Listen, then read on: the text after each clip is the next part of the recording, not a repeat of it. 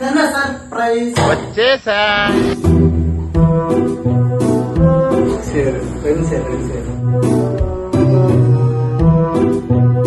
ఏదో తేడాగా ఉందేంటి?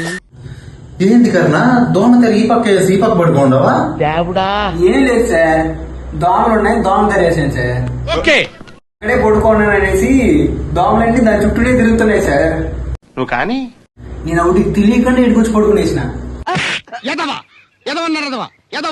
నేను దాని లోపల పడుకోను అనేసి దోమలన్నీ దాని చుట్టూనే తిరుగుతున్నాయి. నేను ఎక్స్పెక్ట్ చేసిన దానికంటే ఇది పెద్ద ముదురు. నేను వాటికంటే చాలా ఇంటెలిజెంట్ సార్. రే నువ్వు బాగా డెవలప్ అయ్యావురా. ఏ కరుణాకర్, వాట్ హ్యాపెన్? జ్వరం సార్. అచ్చోసిన అంబుధులో పెరిగే బుర్ర పెరగలేదంటరా, బుర్ర తొక్కువేదవా. దోమలకి ఎంత తెలియకుండా పడుకున్నా తెలుసుకుని చుక్కుటేసాయి సార్. ఎందుకన్నా వణుకుతున్నావు? అయినా కర్ణ వణికిస్తాడు కానీ వణకుడు.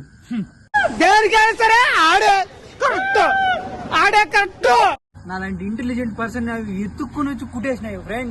ఫ్రెండ్స్ మీరు దోమతెరలు వాడండి, అందులోనే పడుకోండి. చంపేశారు. అవి నన్ను కనిపెట్టడానికి అవి ChatGPT, Google map use చేసినట్టున్నాయి. ఏంటి బాబా అన్న? ఇంకోసారి అన్న.